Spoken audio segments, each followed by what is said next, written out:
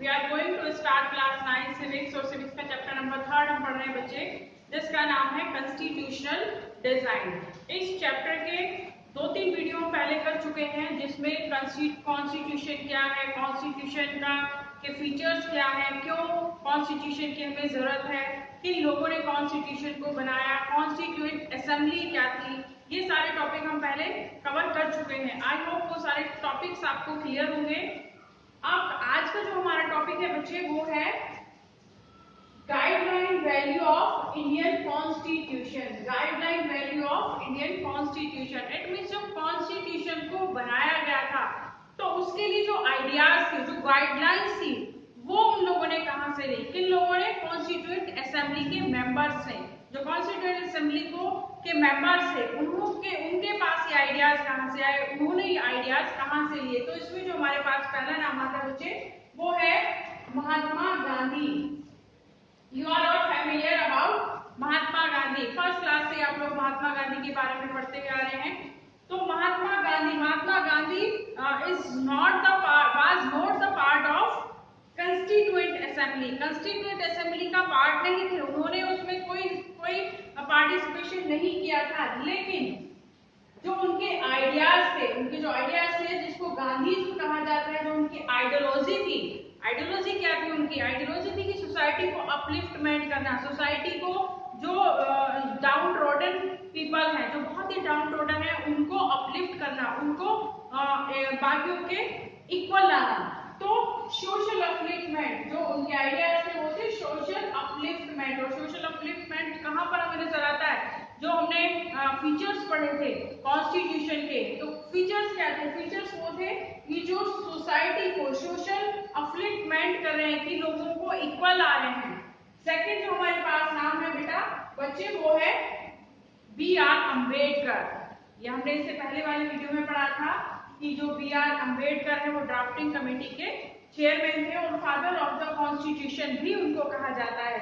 उनकी क्या आइडियोलॉजी थी, different ideas for eliminating inequality.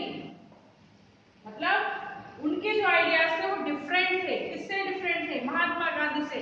ऐसा नहीं वो उनके अपोजिट थे या उनके जो आइडियाज थे वो एक दूसरे से अपोजिट थे, अपोजिट नहीं थे, लेकिन जो उनका पाथ था वो डिफरेंट था। डिफरेंट कैसे था, दोनों का जो मेन मोटिव था वो तो एक ही था, वो भी सोशल अपलिफ्टमेंट चाहते थे और वो भी जो वीकर सेक्शन है उसको अपलिफ्ट करना चाहते थे। लेकिन जो दोनों का रास्ता था, जो दोनों ने रूट फॉलो किया था, वो बिल्कुल अपोजिट था।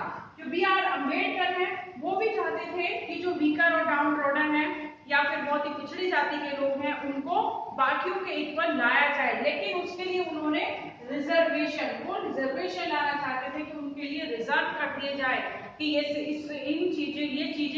कुछ चीजें हैं, ये सिर्फ और सिर्फ किसके लिए हैं कि एक जो वीकर सेक्शन है ये उन्हीं के लिए रिजर्व है, बाकी कोई उसको यूज नहीं कर सकता। तो महात्मा गांधी और बी.आर. अम्बेडकर दोनों चाहते थे कि समाज का भला हो, समाज के जो डाउन ट्रोडन पीपल्स हैं, बहुत ही पिछड़ा वर्ग है, वो भी बाकियों के इक्वल आए। लेकिन जो दोनों ने रास्ता अपनाया या दोनों का जो आइडियाज थे वो बिल्कुल अलग थे, मोटिव दोनों का एक ही था।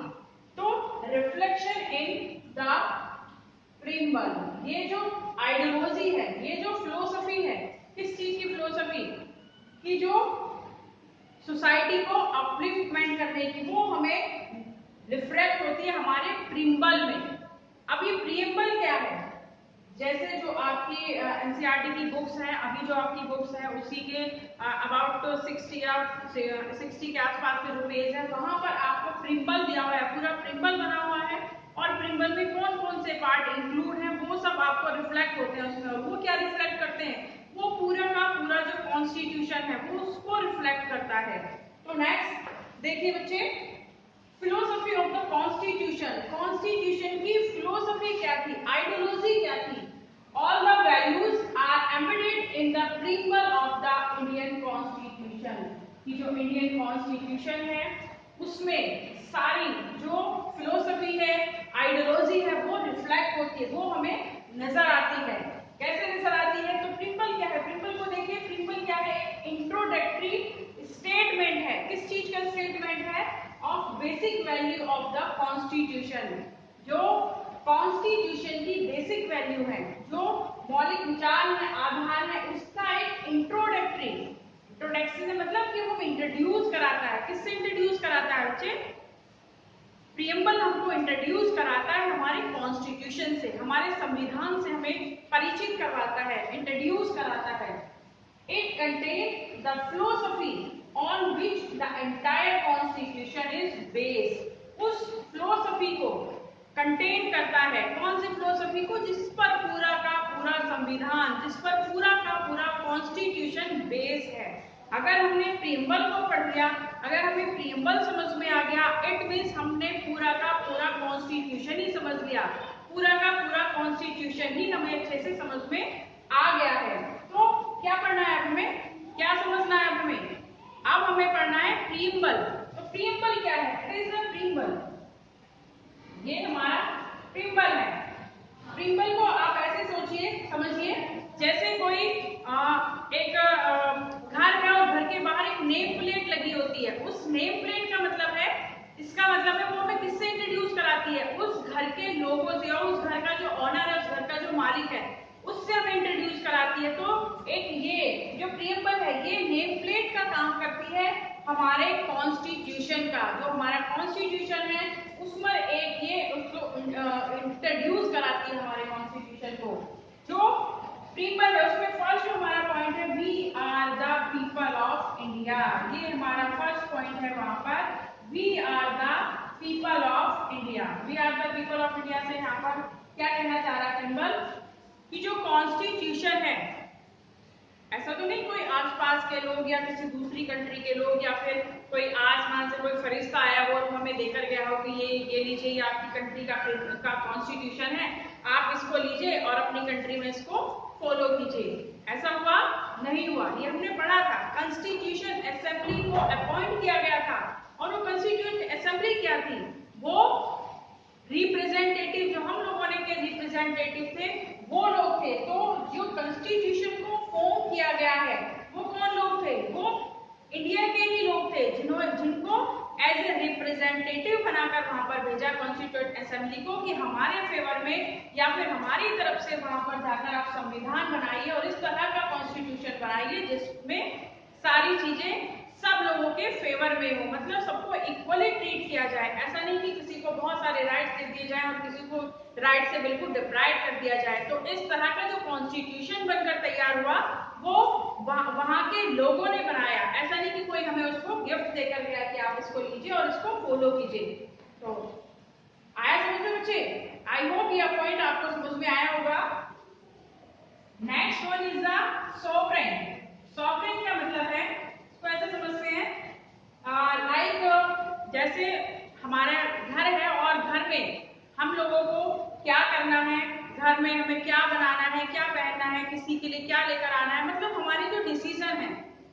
ऐसा नहीं कोई पड़ोसी हमें बता कर जाएगा कि आज आप ये पहनिए, आज आप ये बनाइए, आज आप यहाँ जा सकते हैं, आज आप वहां जा सकते हैं। ऐसा तो नहीं है कि हम किसी और के बताए हुए डिसीजन को फॉलो करते हैं। नो, हमारे जो डिसीजन है, हमारी जो कंट्री के डिसीजन है, चाहे वो इंटरनल डिसीजन है चाहे वो एक्सटर्नल डिसीजन है, वो कौन लेता है? वो गवर्नमेंट लेती है, वो उस कंट्री की गवर्नमेंट लेती है। ऐसा नहीं कि दूसरी कंट्री के लोग उनके डिसीजन को ले रहे हैं और उसने बताया कि हमने आपकी कंट्री के लिए ये डिसीजन लिया है तो अब आप इसको फॉलो कीजिए। नो, ऐसा नहीं होता है। कॉन्स्टिट्यूशन में साफ लिखा हुआ है, सॉवरेन का मतलब है कि हमारी कंट्री के इंटरनल और एक्सटर्नल जो भी डिसीजन है वो सब कौन लेगा? हमारे कंट्री के जो हेड है, जो लीडर्स हैं, वो लेंगे। आए समझ में बच्चे? Okay, next one socialist. Socialist जो वर्ड है वो आया सोशलिस्ट से। सोशलिस्ट का मतलब क्या होता है? सोशलिस्ट का मतलब होता है कि जितने भी कंट्री में रहने वाले लोग हैं उन सबको इक्वल लेकर आना। मतलब कि जो कंट्री में मनी जनरेट हो रही है, जो भी कैपिटल जनरेट हो रही है, तो इस तरह के एफर्ट किए जाएं या गवर्नमेंट के द्वारा इस तरह के एफर्ट किए जाएं कि वो जो कैपिटल जनरेट हो रही है वो सब में इक्वली डिस्ट्रीब्यूट हो। ऐसा नहीं कि जो अमीर है वो बहुत ज्यादा अमीर हो जाए और जो गरीब है वो बहुत ही ज्यादा गरीब हो जाए। तो इस तरह के एफर्ट किए जाएं कि जो भी जनरेट हो रही है मनी वो सबको इक्वली डिस्ट्रीब्यूट हो। और इसके लिए जो बीपीएल पीपल है, मतलब जो गरीबी रेखा से नीचे वाले लोग हैं उनके लिए गवर्नमेंट ने राशन शॉप खोली है, जिसको पीडीएस कहते हैं, पब्लिक डिस्ट्रीब्यूशन सिस्टम। वो पीडीएस खोले हैं तो उसका क्या फायदा है? उसका फायदा ये है कि जो मार्केट में चीज हमें 10 रुपीज पर केजी मिल रही है, तो वो पीडीएस में हमें कितना मिलेगी? बहुत ही सस्ते, मतलब कि लाइक 2 रुपीज, मतलब जो चीज हमें 10 रुपए किलो मार्केट में मिल रही है वो हमें 2 रुपए किलो राशन शॉप से या फिर पीडीएस से मिलेगी। वो किस लिए? ताकि जो गरीब लोग हैं वो भी बाकियों के इक्वल आ सके, और जो बहुत ज्यादा अमीर लोग हैं जिनके पास बहुत ज्यादा मनी है, बहुत ज्यादा पैसा है, तो गवर्नमेंट क्या करती है कि उनके ऊपर ज्यादा टैक्स इंपोज करती है कि वो ज्यादा से ज्यादा टैक्स दें, ताकि जो बाकी लोग हैं वो भी उनके इक्वल हो जाएं। आई होप ये भी पॉइंट आपको समझ में आया होगा। आगे बढ़ते हैं बच्चे, तो आगे है सेकुलर। अब सेकुलर क्या है? सेकुलर का मतलब होता है धर्मनिरपेक्ष। कोई भी कंट्री, बात हम कर रहे हैं इंडिया की, इंडिया के कॉन्स्टिट्यूशन के बारे में हम बात करें तो India is a secular country. Secular country क्यों है? सेकुलर का मतलब है कि धर्मनिरपेक्ष। ना तो इंडिया का कोई नेशनल रिलीजन है, ना तो इंडियन गवर्नमेंट किसी भी रिलीजन को सपोर्ट करती है, और ना ही किसी को भी डिनाई करती है। मतलब we are free to follow any religion. ये हमारे ऊपर डिपेंड करता है कि हम किस रिलीजन को फॉलो करें, किस रिलीजन को माने, हम माने या ना माने। चाहे तो हम किसी भी धर्म को मान सकते हैं, अपना सकते हैं, किसी भी धर्म को हम छोड़ सकते हैं, अपने धर्म को चेंज कर सकते हैं, परिवर्तन कर सकते हैं, और या फिर हम बिल्कुल ना माने, किसी भी रिलीजन को हम ना माने। तो वी आर फ्री, बिल्कुल फ्री है कि हम किसी भी रिलीजन को फॉलो करें ना करें, ये हमारी मर्जी के ऊपर डिपेंड है। हमारे ऊपर कोई इसको इम्पोज नहीं कर रहा है कि आपको यही रिलीजन फॉलो करना है। ऐसा कोई भी रूल और रेगुलेशन कॉन्स्टिट्यूशन में नहीं लिखा हुआ है। I hope it is also got it. Next one the democratic. Democratic का क्या मतलब होता है? डेमोक्रेटिक का मतलब होता है प्रजातंत्र। प्रजातंत्र का मतलब India is a democratic country. पढ़ते हुए आ रहे हैं ना आप लोग कि India is a democratic country. तो डेमोक्रेटिक कंट्री क्यों है? क्योंकि जो भी, ऐसा तो नहीं कि जो कंट्री के लीडर हैं, प्राइम मिनिस्टर्स हैं, प्रेसिडेंट हैं, एमएलएस हैं, एमएलसीज हैं, या फिर दूसरे मिनिस्टर्स हैं, ऐसा तो नहीं उनको उठाकर ऐसे ही बना दिया हो। वो सब उसके लिए इलेक्शन होते हैं, और इलेक्शन में कौन पार्टिसिपेट करता है? हम सब लोग करते हैं, जितने भी एलिजिबल पर्सन हैं वो सब उनके लिए वोटिंग करते हैं। तो वो जो हेड है कंट्री के, वो हम लोगों ने बनाए हैं, हम लोगों की मर्जी से वो लोग बने हैं, हमारी मर्जी, हमने अपने रिप्रेजेंटेटिव बनाकर वहां पर भेजे हैं जो गवर्नमेंट चलाते हैं, गवर्नमेंट में बैठे हुए हैं। तो इसीलिए India is a democratic country, प्रजातंत्र देश है, प्रजातांत्रिक देश है कि वो प्रजा ने उनको अपने रिप्रेजेंटेटिव बनाकर वहां पर भेजा है, और वो उनके बिहाफ पर वहां पर काम करते हैं। तो नेक्स्ट वन है बच्चे रिपब्लिक। अब ये रिपब्लिक क्या है?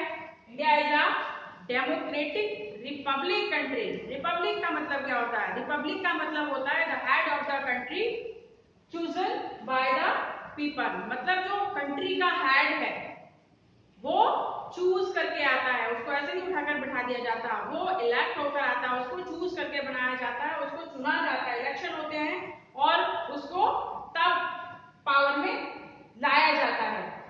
नेक्स्ट वन है जस्टिस। जस्टिस का मतलब क्या है? जस्टिस का मतलब होता है न्याय।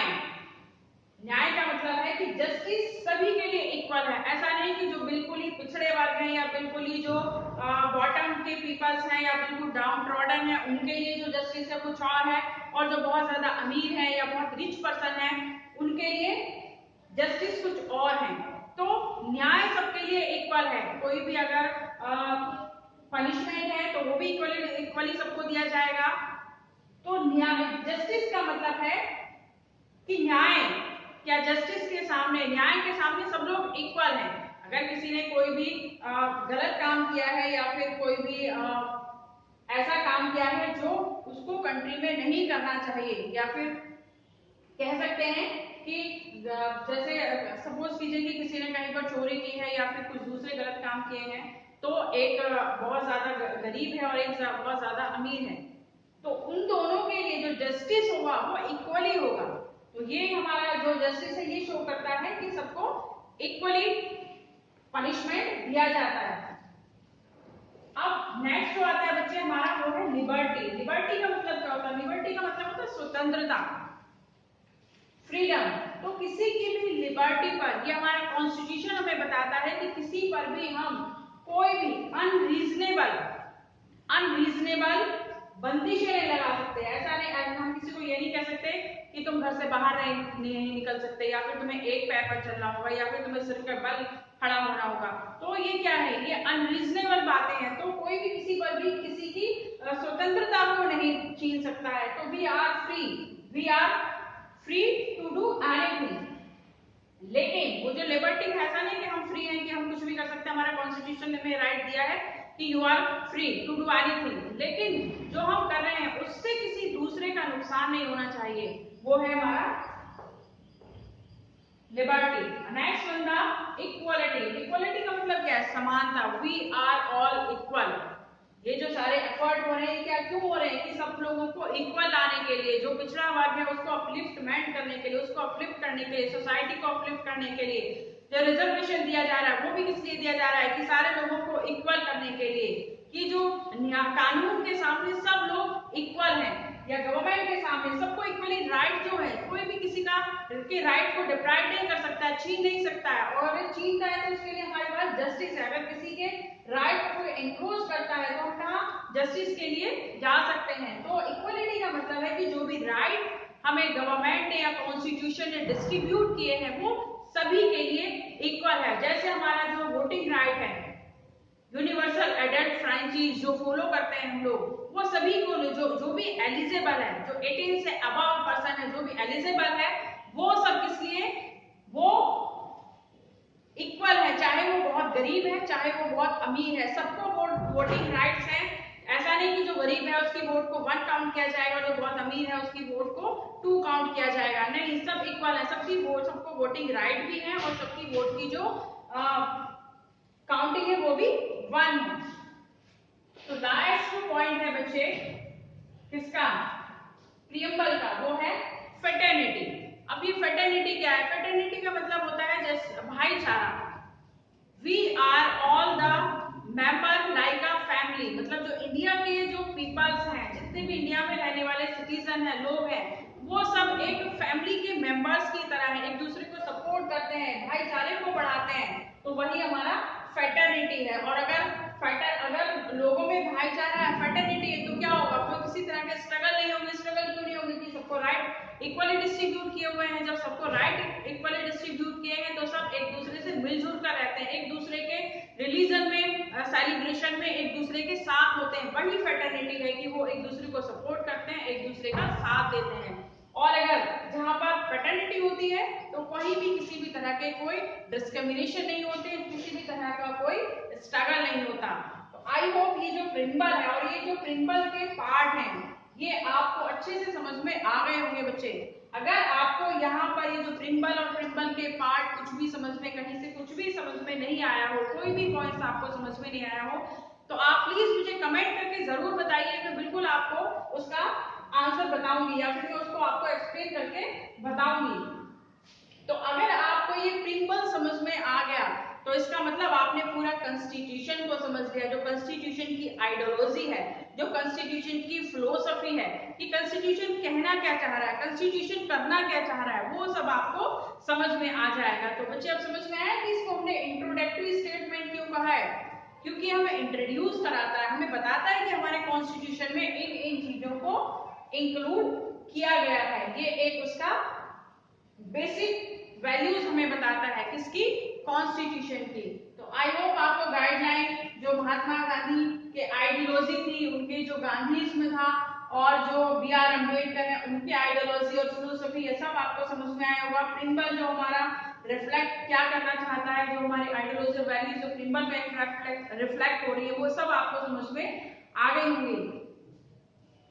तो this is all about this lecture. मिलते हैं एक नए लास्ट जो नया इसका टॉपिक होगा, वो लास्ट टॉपिक होगा इस चैप्टर का।